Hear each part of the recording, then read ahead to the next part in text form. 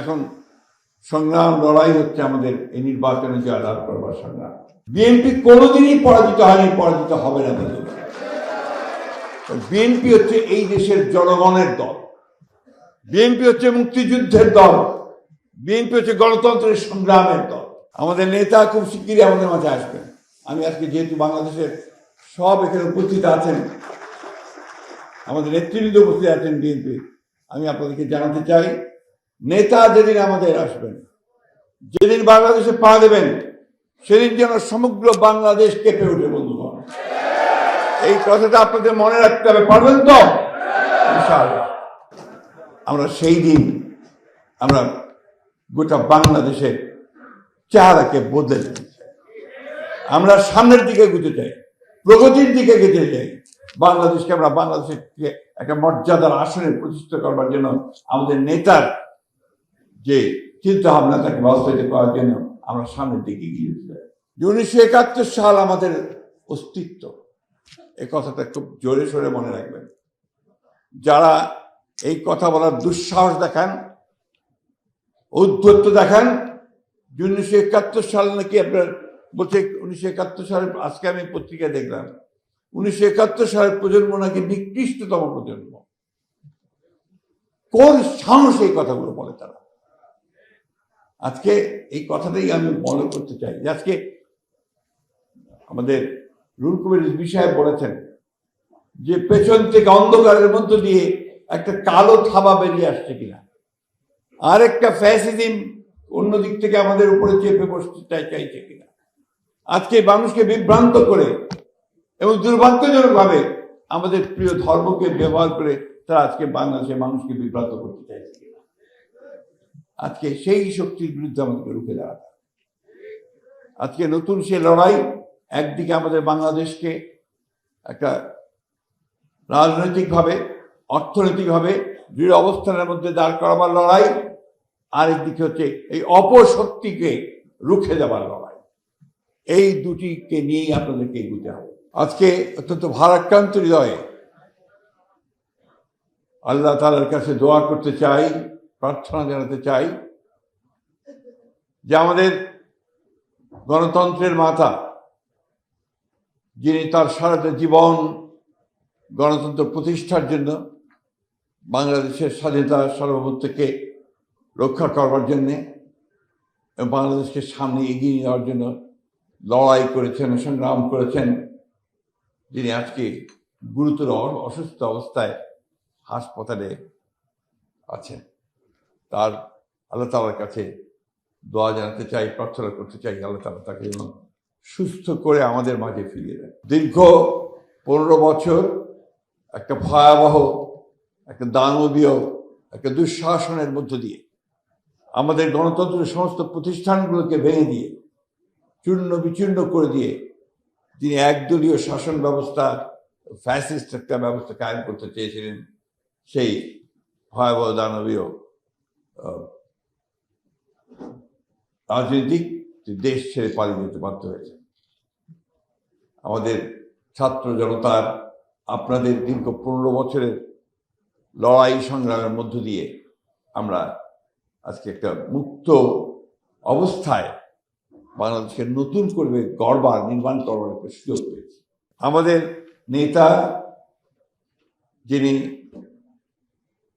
বাধ্য হয়েছেন বিদেশে চলে যেতে, নির্বাসিত করা হয়েছে তাকে, সেই 1/11 ষড়যন্ত্রের মধ্য দিয়ে সেই নেতা দীর্ঘ এই 15 বছর 16 বছর তিনি বিদেশের থেকেও আমাদের সঙ্গে থেকেছেন, জনগণের সঙ্গে থেকেছেন, এবং বিশেষ করে দেশনেত্রী বেগম খালেদা জিয়াকে কারাগারে নেওয়ার পর তিনি এককভাবে এত দূর থেকে তিনি আমাদেরকে নেতৃত্ব দিয়েছেন, সংগঠিত করেছেন, বিএনপিকে একটা শক্তিশালী রাজনৈতিক সংগঠনে পরিণত করেছেন, যার প্রমাণ আপনারা সবাই জানেন যে দিন রাত তিনি আপনাদের সঙ্গে কথা বলেছেন। আপনাদেরকে রাজনীতি এবং ভবিষ্যতে আমরা কি করতে পারি, কি করে আমরা সেই ফ্যাসিস্টের হাতে মুক্ত হতে পারি, সেই কথা তিনি আপনাদের বলেছেন, দিক নির্দেশনা দিয়েছেন। আজকেই আপনার নির্বাচনের তফসিল ঘোষণা হবে। আজকে আবার আমরা একটা নতুন নির্বাচনের মধ্য দিয়ে নতুন করে বাংলাদেশে নেতৃত্ব সৃষ্টি করার সুযোগ পেয়েছি। আমরা সুযোগ পেয়েছি যে আজকে জনগণকে সঙ্গে নিয়ে আমরা বাংলাদেশে এমন একটি প্রতিনিধিত্বশীল পার্লামেন্ট গঠন করব যে পার্লামেন্ট বাংলাদেশে একটা নতুন দিগন্তের দিকে নিয়ে যাবে এবং তার নেতৃত্বে থাকবেন আমাদের নেতা জনাব তারেক রহমান। এই নির্বাচন কিন্তু সেই আওয়ামী আমলের নির্বাচন নয়, এই নির্বাচন কিন্তু হবে একেবারেই পুরোপুরিভাবে সত্যিকার অর্থেই একটা নিরপেক্ষ নির্বাচন। তো সেই নিরপেক্ষ নির্বাচনে জয়যুক্ত হলে কিন্তু জনগণের ভালোবাসা আপনাদের নিতে হবে। You have to win over the people. আপনাকে মানুষের মন জয় করে তাকে ভোট কেন্দ্রে আনতে হবে এবং আপনার পক্ষে তাকে ভোট দেওয়াতে হবে। কে নমিনেশন পেল কে পেল না এটা নিয়ে চিন্তা এখন করার দরকার নেই। আপনি জনগণের সামনে আপনার পার্টি কি দেবে, আপনার নেতা কি দিচ্ছেন, সেই নেতাকে সামনে নিয়ে আসা, এই বিষয়গুলো কিন্তু আপনার মাথায় রাখতে হবে। যে বিএনপি হচ্ছে একটা সবসময় একটা ফরওয়ার্ড লুকিং পার্টি। শহীদ প্রেসিডেন্ট জিয়াউর রহমান যখন এই দল সৃষ্টি করেন, তার যে চিন্তা ভাবনা চেতনাগুলো ছিল সেগুলো ছিল পুরোপুরি ওই সময় তুলনায় অনেক অগ্রবর্তী। বিএনপি সবসময় জনগণের সামনে অগ্রবর্তী চিন্তাগুলোই তুলে ধরেছে। আজকে সংস্কার নিয়ে অনেক কথা বলছেন। কালকে একটা দলের নেতাদের বলতে শুনলাম নতুন তৈরি করা একটি দল জোট করেছেন তারা। আমরা স্বাগত জানিয়েছি সবসময়, তরুণ যুবকদের যে কোনো প্রয়াসকে আমরা স্বাগত জানাই, কিন্তু সেটা হতে হবে অবশ্যই একটা ইতিবাচক ঘটনা। তারা বললেন যে বিএনপি নাকি সংস্কার নিয়ে কাজ করে না, আর সংস্কার জন্মই তো দিয়েছে বিএনপি। 1975 সালে রাজনৈতিক পট পরিবর্তনের পরে শহীদ প্রেসিডেন্ট জিয়াউর রহমান প্রথম তিনি একদলীয় শাসন ব্যবস্থা থেকে বহুদলীয় গণতন্ত্রে চলে আসেন, মাল্টি পার্টি সিস্টেম। তিনি প্রথম, যিনি একটা বদ্ধ গণমাধ্যম যেটা নিয়ন্ত্রিত ছিল, মাত্র 4টা পত্রিকা শেখ মুজিব চালু করেছেন তার বাকশালে, সেই গণমাধ্যমকে তিনি মুক্ত করে দিয়েছিলেন।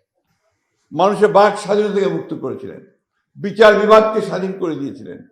এই সংস্কারগুলো তো জিয়াউর রহমানের করা, বিএনপির করা। এবং তারপরে দেশনেত্রী বেগম খালেদা জিয়া যখন দায়িত্ব নিয়েছিলেন, আপনারা জানেন, সেই গণতন্ত্র মুক্ত করতে দীর্ঘ 9 বছর তিনি সংগ্রাম করেছেন, লড়াই করেছেন।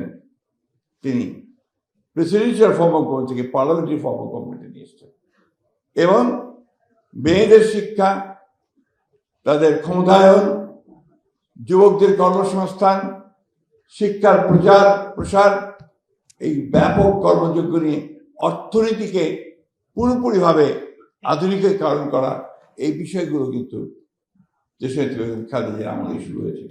এই যে লড়াই সংগ্রাম দীর্ঘ 15 বছরের, আমাদের 60 লক্ষ মানুষের বিরুদ্ধে মিথ্যা মামলা, আমাদের 20,000 নেতাকর্মীকে হত্যা করা হয়েছে, আমাদের ছেলেরা, আমাদের যুবকেরা তারা পুলিশের তাড়া খেয়ে বনে জঙ্গলে থেকেছে, শীতের মধ্যে ধান খেতে গিয়ে আশ্রয় নিয়েছে। বন্ধুরা, শ্রমিকেরা, এই কথাগুলো ভুলে যাবেন না। এই লড়াই আপনারা করেছেন। আমার মনে হয় এখানে একজন নেই যারা কারাগারে যান, এখানে একজন নেই যাদের বিরুদ্ধে মামলা নেই, আমি তাই মনে করি। এই যে আপনারা সংগ্রাম করেছেন, যে লড়াই করেছেন, সে লড়াইয়ের এখন শেষ দিকে এসছি আমরা।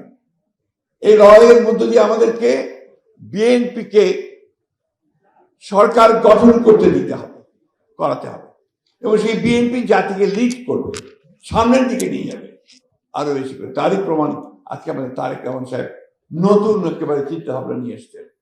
যে চিন্তা ভাবনাগুলো আমাদের জনগণের কাছে যদি আমরা পৌঁছে দিতে পারি, তারা আমরা নিশ্চিত জনগণ এগুলোকে গ্রহণ করবে এবং বিএনপির সেই ধানের শীর্ষে করতে হবে।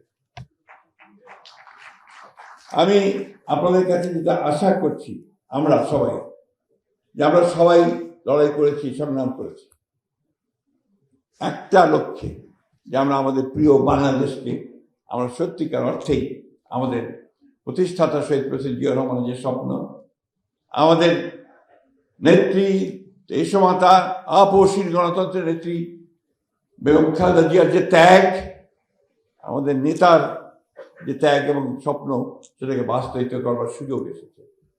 আসুন আজকে সব কিছু ভুলে গিয়ে আমরা এই লক্ষ্যে এগিয়ে যাই।